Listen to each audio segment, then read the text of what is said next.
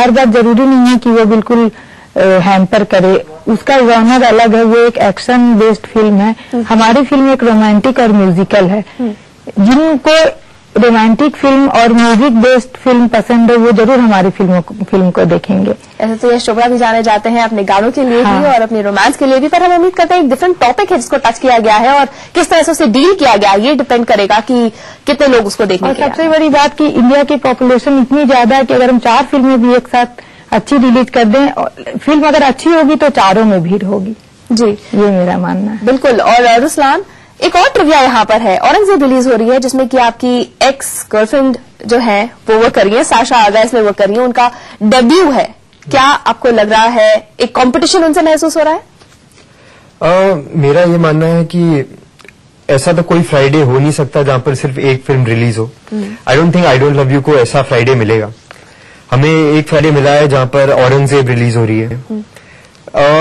औरंगजेब में भी young actors हैं, तो आप स्टार्स के साथ डायरेक्टली कम्पीट नहीं कर रहे हैं। अगर कोई सलमान खान या शाहरुख खान की फिल्म होती है, Kapoor has been really hit in his last movie, right, है ना? तो वो what I am saying is कि या तो आप औरंगजेब के साथ आए या आप अगले हफ्ते रणबीर कपूर के साथ आए। ये आपके ऊपर डिपेंड करता है कि आप किस लेवल तक अपने फिल्म को ले जा सकते हैं।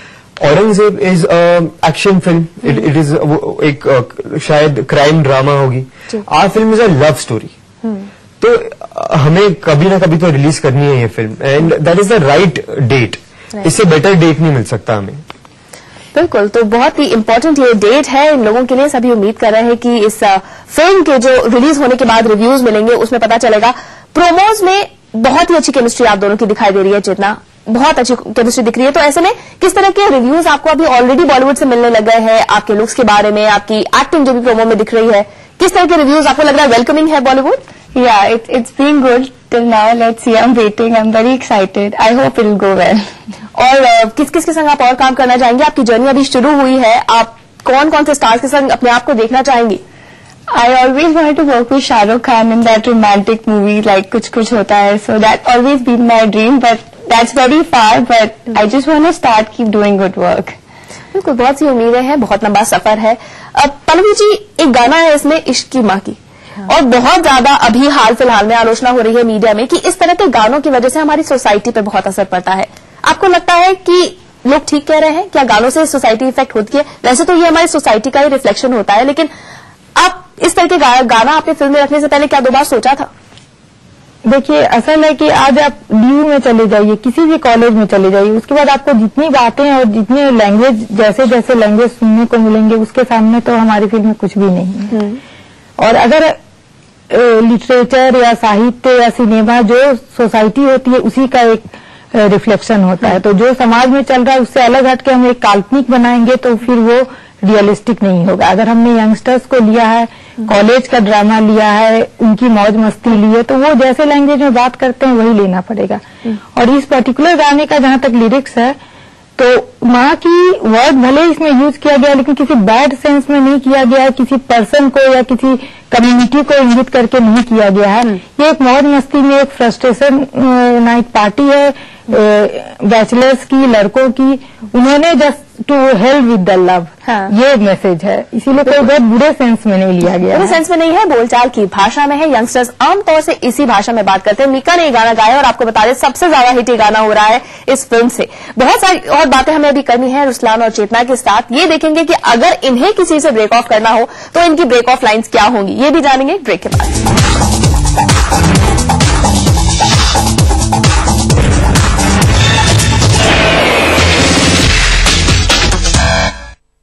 रक्तदान के बारे में मालूम है, रक्तदान महादान। ब्लड डोनेट का सवाल है तो हम नहीं कर सकते, हमको ऐसे भी नहीं हम दे सकते हैं। आपको देना पड़ेगा। नहीं समझाइए ना जी। अरे वो तो नहीं सुन रहा है, गुस्सा रहे। अरे जाइए पकड़, जानते हैं कुछ होगा। अरे महाराज कोई दिक्कत नहीं होगा, खट से जाएगा, फट से निकल जाएगा। अरे नहीं, अरे इस कार्यक्रम के सह प्रायोजक हैं Yamuna Awas Developers India Private limited. प्राचीन संस्कृति की पहचान लेकर आज का बिहार बढ़ चला है नई दिशा में, नई आशाएं लेकर, और उस राह पर घटती हर एक घटना करती है असर जनता पर, प्रदेश को देती है नया मोड़, तय करती है आगे की राह। इस तरह बनती है खबर, अपने बिहार की खबर, अपना बिहार इस समय पर। इस न्यूज के सह प्रायोजक हैं ग्रिजली विद्यालय Koderma, world famous Forme mobile, mobile for me, Little Wing School, Krishna Nagar, Booty More, Ranchi, Yamuna Awas Developers India Private Limited, NSIT Bihta Patna Bihar, चारों खुशबू लाजवाब, मोक्ष अगरबत्ती। आपके सपने बुने हम हैं अग्रणी। मां लाशऊरी तौर पे शेरों में आ गई, जन्नत में एक पेड़ गजल का। हम लोग नए मुल्क बना सकते हैं, तहजीब की तकसीम नहीं हो सकती।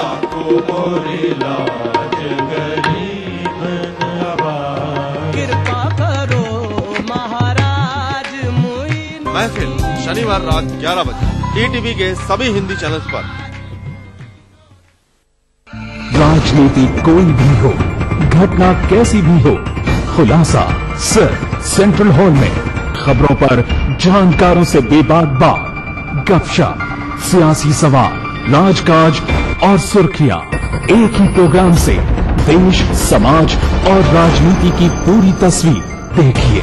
सेंट्रल हॉल सोमवार से शुक्रवार रात 8:30 बजे और 11:30 बजे ETV के सभी हिंदी चैनल्स पर। इस कार्यक्रम के सह प्रायोजक हैं Sahil Study Circle, Rajendra Nagar and Boring Road, Patna. Your dream comes true, NSIBM Jamshedpur. पूरे परिवार का हेल्थ टॉनिक आइडोफॉल। आप healthy, India healthy. Eklavya classes, LIC colony, Kankarbagh, Patna. Golden 777 कब्जा, मजबूती में बेमिसाल। NSIT Bihta Patna Bihar, Vector classes, Boring Road crossing, Patna.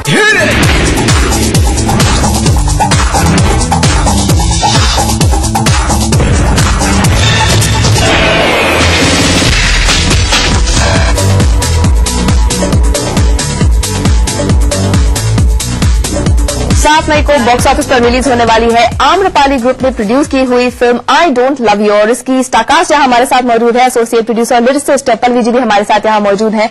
एक कुछ मौज मस्ती हो जाए। आपकी फिल्म ये बोलती है कि कमिटमेंट फोबिक होते हैं यंगस्टर्स, और उसी को बेस बनाकर ये फिल्म बनाई गई है। सबसे पहले रुस्लान, 4 तरीके से अगर आपको ब्रेक ऑफ करना है, अपनी गर्ल से कहना है okay I am done with you, किस तरह से बोलोगे आप? सो मीन है। ऑल्टरनेट कर लेंगे, एक आपका, फिर आपका, फिर आपका। एक मेरा एक फेवरेट है, वो है I love you but I don't love you that much. Chetna, girls ये बाय करती है? Are they okay when they hear this? No, they get their answer. चलिए आपकी बारी, आपको करना हो तो। I like you but I don't like you that much. ये तो रेप्लिका ही हो गया। That's how you always say it, you know. I know what happened. I like you, but not like that. Not like that. Not like that. और अगर और serious relationship हो, मतलब you know there are degrees, आप सिर्फ hang out करते हो, और एक होता है कि पूरे कॉलेज को पता है कि आप दोनों टुगेदर हो, कई बार तो पेरेंट्स को भी पता है। अगर ऐसा डिफिकल्ट मोमेंट आ जाए और आपको कहना हो बस इट्स डन, हाँ, फिर तो आई थिंक जो अगला वाला है वो ये है कि यार मैं एक कमीना हूँ, एंड आई डोंट थिंक कि किसी भी लड़की को मेरे साथ होना चाहिए।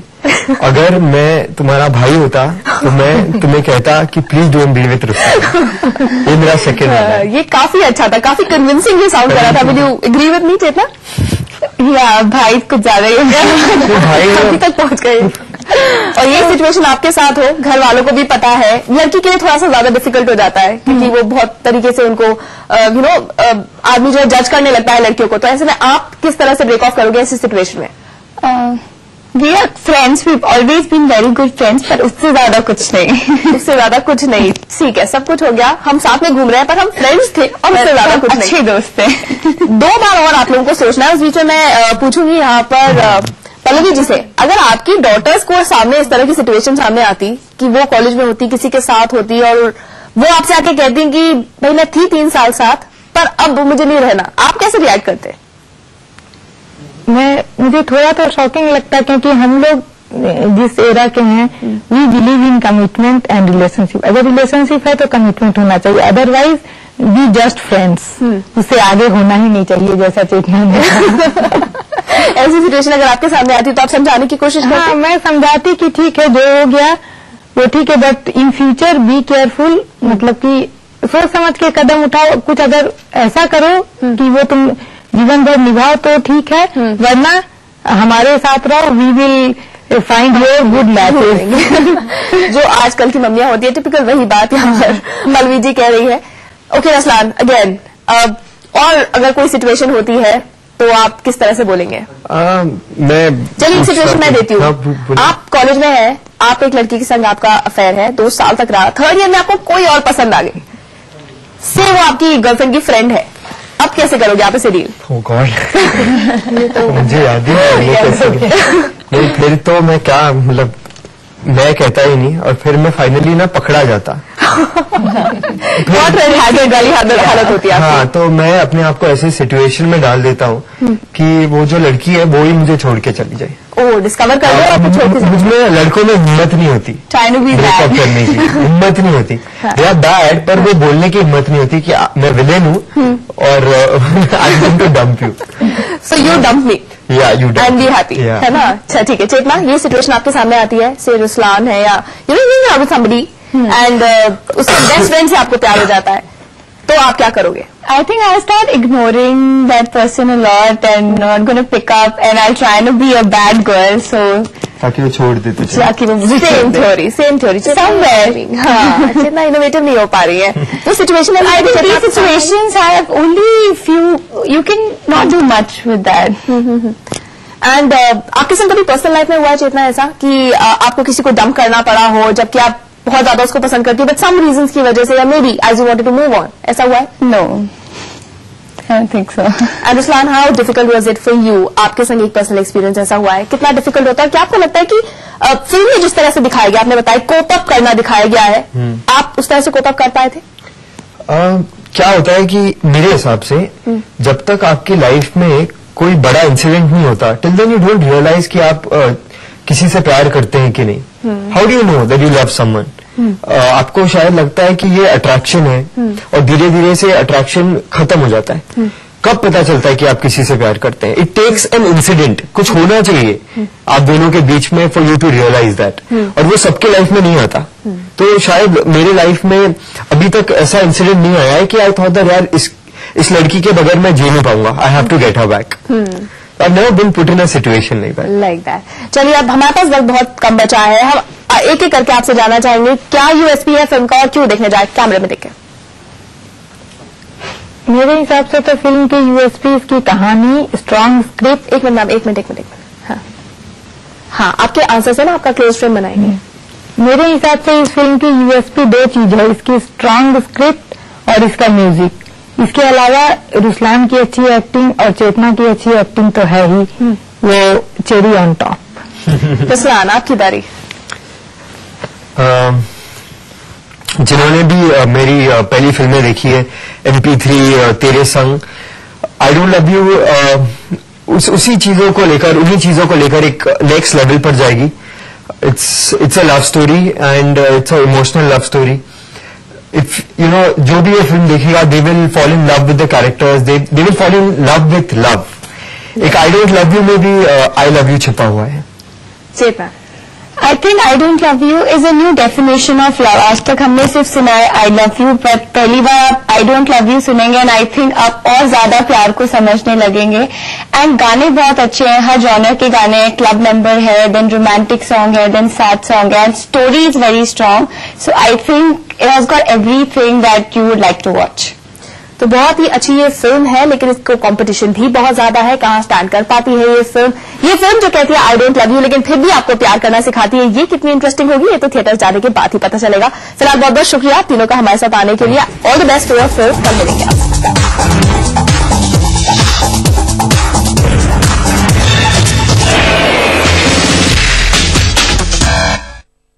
इस कार्यक्रम के सह प्रायोजक थे Desh Bhagat University Punjab, your freedom to grow.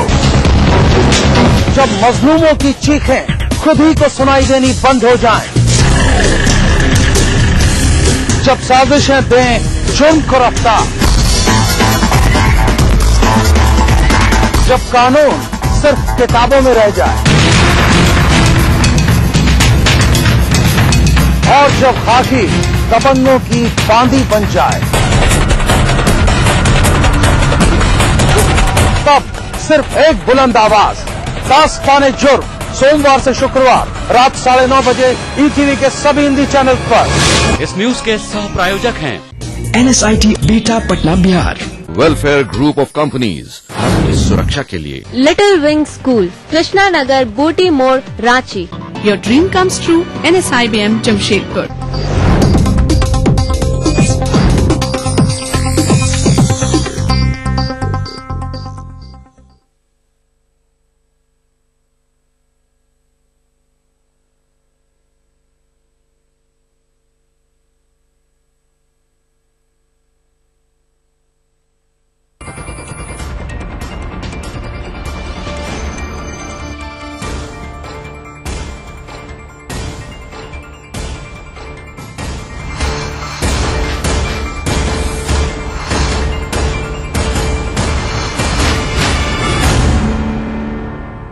नमस्कार, मैं हूं हरिशंकर व्यास। सेंट्रल हॉल में आपका स्वागत है। सभी पार्टियों ने कर्नाटक का विधानसभा चुनाव यह सोचते हुए लड़ा कि कोई कितनी भी कोशिश कर ले, नतीजे वही आएंगे जो माहौल में है। भाजपा हारेगी और कांग्रेस जीतेगी, यह पूर्वानुमान सभी का था। इस नाते चुनाव नतीजे अप्रत्याशित नहीं है। प्रचार के वक्त के अनुमान और अब नतीजों का लब्बोलुआब यह है कि चुनाव नेतृत्व पर नहीं बल्कि माहौल पर लड़ा गया। माहौल के हवाले ही राहुल गांधी ने प्रचार में कहा था कि भाजपा ने प्रदेश में भ्रष्टाचार का विश्व रिकॉर्ड बनाया है। इस बात का राजनीतिक अर्थ यही था कि भाजपा की बदनामी कांग्रेस को जिता देगी। भाजपा का राज मानो बदनामी के लिए ही था, तभी भाजपा ने भी चुनाव को हारी हुई बाजी की तरह लड़ा। भाजपा की दशा ने ही कांग्रेस की रिकॉर्ड तोड़ जीत की उम्मीद बनाई। सवाल है, क्या नतीजे कांग्रेस की उम्मीदों के अनुसार है? कर्नाटक के चुनाव में राहुल गांधी ने कई प्रयोग किए। उम्मीदवार चुनने में अपने भरोसेमंद मधुसूदन मिस्त्री को जिम्मा सौंपा। चुनाव की तमाम कमेटियों को अपने हिसाब से बनाया। कई पुराने नेता हाशिए में रहे। SM कृष्णा जैसे पुराने नेता ने अपने को उपेक्षित महसूस किया। वही देवगौड़ा के कभी करीबी रहे CM इब्राहिम को कांग्रेस ने सिर आंखों बिठाया। पार्टी उपाध्यक्ष बनने के बाद राहुल गांधी का यह पहला चुनाव था। उस नाते भी इन नतीजों का महत्व है। आज इसी पर चर्चा है, मगर इससे पहले सुर्खियां व राजकाज है। शुरुआत सत्ता गलियारों की गपशप से करते हैं। चुनाव नतीजों की घोषणा के बाद कर्नाटक प्रदेश कांग्रेस के नेताओं में मुख्यमंत्री बनने की होड़ लग गई है। कांग्रेस की भारी भरकम जीत का श्रेय लेने के लिए तमाम नेता आगे आ गए हैं, लेकिन नेता विपक्ष के तौर पर येदियुरप्पा की सरकार के खिलाफ एक प्रभावी अभियान चलाने वाले सिद्धरमैया सबसे मजबूत दावेदार के तौर पर उभरे हैं। चुनाव नतीजों से पहले उन्होंने VS येदियुरप्पा से तार जोड़े थे, यानी अगर कांग्रेस को बहुमत नहीं मिलता तो जोड़तोड़ का इंतजाम भी उन्होंने किया हुआ था। दूसरी बात यह भी है कि टिकट बंटवारे में ज्यादातर उनके लोगों को टिकट दी गई है। कांग्रेस आलाकमान में एक सोच किसी दलित को मुख्यमंत्री बनाने की बताई जा रही है। इस लिहाज से प्रदेश कांग्रेस अध्यक्ष जी परमेश्वर एक मजबूत दावेदार हैं। दूसरे दलित नेता मल्लिकार्जुन खड़गे की भी मजबूत दावेदारी है। अपनी ताकत दिखाकर ही खड़गे केंद्र में मंत्री बने थे। तीसरे दलित नेता KH मुनियप्पा हैं, जिनके नाम की चर्चा है, लेकिन जी परमेश्वर विधानसभा चुनाव हार गए हैं और खड़गे व मुनियप्पा दोनों सांसद हैं। इस लिहाज से सिद्धरमैया का दावा मजबूत होता है। DK शिवकुमार और केंद्रीय मंत्री वीरप्पा मोइली की भी दावेदारी है। हालांकि कुछ कांग्रेस नेता इस बात को लेकर चिंतित हैं कि कहीं उत्तराखंड के विजय बहुगुणा की तरह कोई नेता न टपक जाए।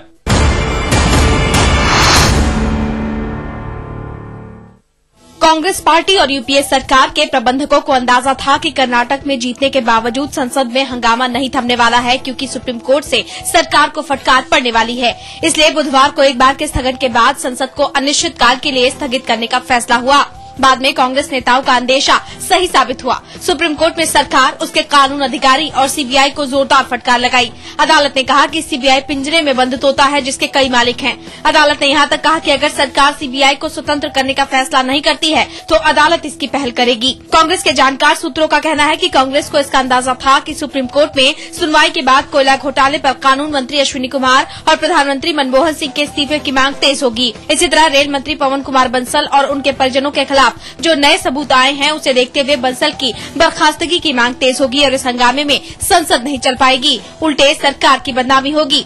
लेकिन इससे कांग्रेस और सरकार की मुश्किलें नहीं दूर होने वाली हैं। सुप्रीम कोर्ट ने सरकार की विश्वसनीयता पर बड़ा सवालिया निशान लगा दिया है।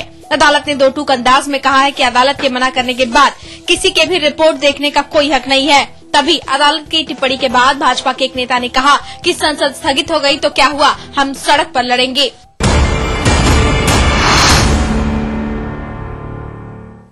कांग्रेस अध्यक्ष सोनिया गांधी ने अचानक रणनीति बदली। सोमवार को बजट सत्र का आखिरी हफ्ता शुरू हुआ तो वे टकराव के मूड में थीं। उन्होंने कहा कि सरकार सारे बिल पेश करेगी और उस पर भाजपा को जन विरोधी बताते हुए उसे एक्सपोज करेगी। इसी रणनीति के तहत खुद मौजूद रहकर उन्होंने केवी थॉमस से खाद्य सुरक्षा बिल पर बहस शुरू कराई, लेकिन मंगलवार को अचानक उनकी रणनीति बदल गई। वे विपक्ष को मनाने लगी और बुधवार को संसद अनिश्चित काल तक के लिए स्थगित करा दिया। असल में सोमवार को जब सोनिया ने बहस शुरू कराई तब भाजपा को अंदाजा नहीं था और सदन में उसके 1 दर्जन से भी कम सांसद थे। इनमें कुछ ऐसे भी सांसद थे जो हंगामा करने वेल में नहीं जाते हैं, लेकिन सुषमा स्वराज की बेचैनी देखकर वे सांसद भी वेल में गए और हंगामा किया। उस हंगामे में मौजूद भाजपा के एक सांसद को भाजपा के एक आला नेता ने कहा कि इस हंगामे से बात नहीं बनेगी, सीधे सोनिया को निशाना बनाया जाए तभी सदन ठप होगा। मंगलवार को बिहार के उस सांसद ने भाजपा की बैठक में यह बात कही, लेकिन सुषमा स्वराज ने सोनिया का नाम लेकर आरोप लगाने से इनकार किया। पर सदन की कार्यवाही शुरू होते ही भाजपा सांसद सोनिया का नाम लेकर भ्रष्टाचार के आरोप लगाने लगे। इसका नतीजा यह हुआ कि 3 मिनट में संसद ठप हुई और विपक्ष को मनाने की रणनीति पर काम शुरू हुआ। जब विपक्ष नहीं माना तो बुधवार को संसद अनिश्चित काल तक के लिए स्थगित कर दी गई। अब आज की ताजा सुर्खियां हैं, ये लीक से कुछ हटकर है। इनसे देश की दशा दिशा के हाल बूझ सकेंगे। कोयला घोटाले पर सीबीआई की ओर से दिए गए हलफनामे पर सुनवाई करते हुए सुप्रीम कोर्ट ने कहा है कि अधिकारियों के कहने पर सीबीआई की जांच रिपोर्ट की आत्मा ही बदल दी गई। गौरतलब है कि दोनों पीएमओ और कोयला मंत्रालय के संयुक्त सचिव स्तर के अधिकारियों ने जांच की मसौदा रिपोर्ट में संशोधन कराए थे। हालांकि सरकार और सीबीआई दोनों कह रहे थे कि बहुत मामूली बदलाव हुआ है। सुप्रीम कोर्ट ने यह भी कहा है कि सीबीआई को जांच की स्वतंत्रता निश्चित रूप से मिलनी चाहिए। जस्टिस आरएम लोढ़ा की बेंच ने सीबीआई निदेशक के हलफनामे पर सुनवाई करते हुए कहा कि अगर सरकार सीबीआई को स्वतंत्रता नहीं देती है तो अदालत इसकी पहल करेगी। अदालत ने जांच की मसौदा रिपोर्ट देखे जाने पर नाराजगी जाहिर करते हुए कहा कि अदालत के मना करने के बावजूद कैसे कोई आदमी रिपोर्ट देख सकता है। अदालत ने कहा कि सीबीआई का काम सरकारी अधिकारियों से मेल मुलाकात बढ़ाने का नहीं बल्कि उनसे पूछताछ करके सच निकलवाने का है। इस मामले की अगली सुनवाई 10 जुलाई को होगी। सुप्रीम कोर्ट ने सरकार, अटॉर्नी जनरल, पूर्व अतिरिक्त सॉलिसिटर जनरल और सीबीआई को जोरदार फटकार लगाई है। अदालत ने कहा है कि सीबीआई पिंजरे में बंद तोता है, वह वही बोलता है जो उसके मालिक कहते हैं। अदालत ने यह भी कहा कि इस तोते के कई मालिक हैं जो इसे अपनी मर्जी से बोलने के लिए मजबूर करते हैं। अदालत का इशारा कानून मंत्री अश्विनी कुमार, अटॉर्नी जनरल जी वाहनवती और प्रधानमंत्री कार्यालय व कोयला मंत्रालय के अधिकारियों की ओर था, जिन्होंने जांच रिपोर्ट का मसौदा देखकर उसमें बदलाव कराया था। अदालत ने सीबीआई से नाराजगी जाहिर करते हुए कहा कि केस दर्ज होने के बाद से जांच में कोई खास प्रगति नहीं हुई है। वाहनवती ने अदालत को बताया कि उन्होंने कानून मंत्री के कहने पर रिपोर्ट देखी थी। कई तरह की मुश्किलों में घिरे प्रधानमंत्री मनमोहन सिंह ने राहुल गांधी की जमकर तारीफ की है। उन्होंने कहा है कि कर्नाटक की जीत राहुल गांधी के कारण मिली है। मनमोहन सिंह ने यह भी कहा है कि कर्नाटक के लोगों ने भाजपा की विचारधारा को नकार दिया है। उन्होंने एक कार्यक्रम से अलग पत्रकारों से बात करते हुए भ्रष्टाचार को एक बड़ी समस्या बताया और कहा कि सबको मिलकर इससे लड़ना होगा। कानून मंत्री अश्विनी कुमार और रेल मंत्री पवन कुमार बंसल के बारे में पूछे जाने पर उन्होंने कहा कि अब संसद सत्र से फुर्सत हुई तो इस मामले पर भी विचार होगा। कांग्रेस के और भी दिग्गज नेताओं ने राहुल गांधी को जीत की बधाई दी है। कर्नाटक में बुरी तरह से हारने के बाद भाजपा ने कहा है कि पार्टी में टूट और आंतरिक विवाद की वजह से उसकी हार हुई है। बुधवार की शाम को भाजपा संसदीय बोर्ड की बैठक हुई, जिसमें कर्नाटक के चुनाव नतीजों पर विचार किया गया। इसमें पार्टी नेताओं का मानना है कि वीएस येदियुरप्पा के पार्टी छोड़कर जाने का सबसे बड़ा नुकसान हुआ है। बेंगलुरु में पूर्व मुख्यमंत्री डीवी सदानंद गौड़ा ने भी यह बात कही। भाजपा के कुछ नेताओं ने अभी से येदियुरप्पा की वापसी की बात शुरू कर दी है। दूसरी ओर कांग्रेस की ओर से कहा जा रहा है कि कर्नाटक में मतदाताओं ने भाजपा की विचारधारा को नकार दिया है। संसदीय कार्य मंत्री कमलनाथ ने कहा कि लोगों ने भाजपा का असली चेहरा पहचान लिया। जनार्दन द्विवेदी ने भी कहा कि भाजपा के कुशासन, भ्रष्टाचार और विभाजनकारी नीतियों की हार हुई है। लगातार चल रहे हंगामे के कारण सरकार ने संसद के बजट सत्र को 2 दिन पहले ही अनिश्चितकाल तक के लिए स्थगित कर दिया। 22 अप्रैल से शुरू हुए संसद के बजट सत्र के दूसरे चरण में लगातार 11वें दिन जब विपक्ष का हंगामा जारी रहा तो सरकार ने इसे स्थगित करने का फैसला किया है। दूसरे चरण में विपक्ष की सहमति से सिर्फ वित्तीय विधेयक पास हो सके। इसके अलावा सरकार ने खाद्य सुरक्षा बिल पेश जरूर किया, लेकिन विपक्ष के हंगामे की वजह से इस पर चर्चा नहीं हो सकी और न इसे पास कराया जा सका। संसद स्थगित होने की वजह से आर्थिक सुधार के बिल अटकने की बात पर वित्त मंत्री पी चिदम्बरम ने सरकार के अपना कार्यकाल पूरा करने का संकेत देते हुए कहा कि अभी सरकार के पास 1 साल है। फिलहाल अब एक ब्रेक है, फिर राजकाज की खबर देने वाली बातें होगी।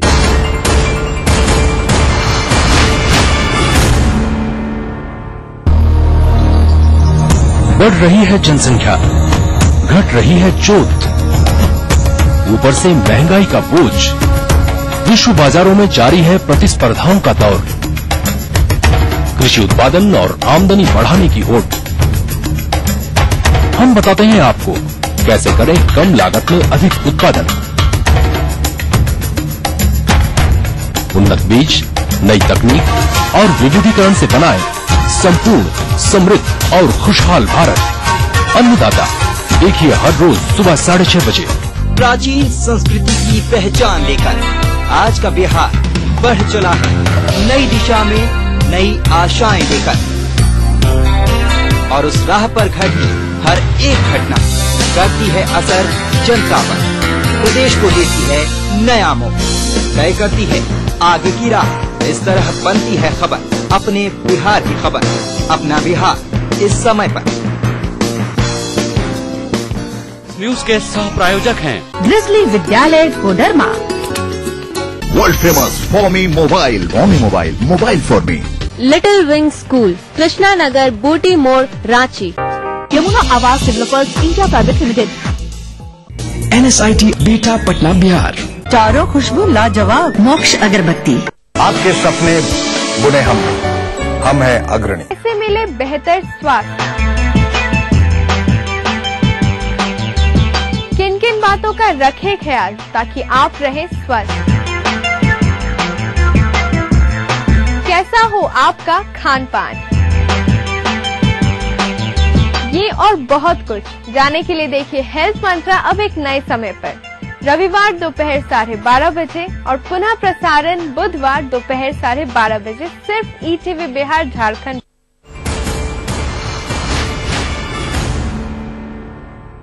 ब्रेक के बाद आपका स्वागत है। हाशिए में इधर उधर कई बातें वह घटनाएं दबी हुई होती है, इनका खासा राजनीतिक अर्थ होता है। उन्हीं में से अब पेश है राजकाज की कुछ बातें। कर्नाटक में भारतीय जनता पार्टी के हार के कई कारण हैं, लेकिन कांग्रेस पार्टी के नेता निशाना नरेंद्र मोदी पर साध रहे हैं। कर्नाटक में जीत का श्रेय राहुल गांधी को देने से ज्यादा कांग्रेस नेताओं ने भाजपा की हार के बहाने मोदी को निशाना बनाया है। केंद्रीय मंत्री कपिल सिब्बल ने कहा कि कर्नाटक के नतीजों से साबित हो गया कि मोदी जीरो हैं और बाकी लोग हीरो हैं। इसी तरह एक और केंद्रीय मंत्री वी नारायण सामी ने कहा कि कर्नाटक में मोदी की भद्द पिट गई। हालांकि भाजपा नेता कह रहे हैं कि कर्नाटक न तो मोदी का प्रदेश है और न मोदी वहां के प्रभारी थे, उन्होंने सिर्फ 2 सभाएं की थी। लेकिन कांग्रेस नेता सुनने को राजी नहीं हैं। सारे नेता कर्नाटक में भाजपा की हार के बहाने मोदी की छवि बिगाड़ने में लगे हैं। वीएस येदियुरप्पा ने कर्नाटक में भाजपा के साथ वही किया जो उत्तर प्रदेश में कल्याण सिंह और झारखंड में बाबूलाल मरांडी ने किया। कल्याण सिंह भाजपा छोड़कर गए, उसके बाद से भाजपा लगातार रसातल में गई है। यही हाल झारखंड में हुआ। बाबूलाल मरांडी के पार्टी छोड़ने के बाद 2010 में हुए पहले चुनाव में भाजपा 30 सीटों से घटकर 18 पर आ गई। हालांकि गुजरात में केशुभाई पटेल और मध्य प्रदेश में उमा भारती के कारण भाजपा को ज्यादा नुकसान नहीं हुआ था। इसलिए भाजपा नेता इस भ्रम में थे कि येदियुरप्पा भी केशुभाई पटेल और उमा भारती साबित होंगे, लेकिन येदियुरप्पा कल्याण सिंह साबित हुए हैं। उनकी पार्टी ने भाजपा का वोट आधार खिसका दिया। येदियुरप्पा ने भाजपा को न सिर्फ सत्ता से बाहर कराया है, बल्कि सीटों की संख्या भी 1/3 करा दी। सो अब वे मान रहे हैं कि उनका मिशन पूरा हो गया, जबकि भाजपा नेता मान रहे हैं कि येदियुरप्पा के कारण उनकी हार हुई है। कर्नाटक में विधानसभा चुनाव भाजपा की नकारात्मक इमेज पर लड़े गए। कांग्रेस एचडी देवगौड़ा की पार्टी से लेकर येदियुरप्पा सभी का टारगेट भाजपा थी। येदियुरप्पा यही ठानकर चुनाव में उतरे कि भाजपा को निपटाना है। उस नाते क्या भाजपा निपटी है, इस पर आगे चर्चा करें उससे पहले देखें मेरा ये खुलासा। कर्नाटक विधानसभा के चुनाव नतीजों ने राजनीति में एक तरह का संतुलन बना दिया है। पिछले 1 साल से कांग्रेस लगातार पिट रही थी। उत्तराखंड, हिमाचल प्रदेश और उत्तर पूर्व के राज्यों में मिली जीत के बावजूद उसका ग्राफ ऊपर नहीं उठ रहा था।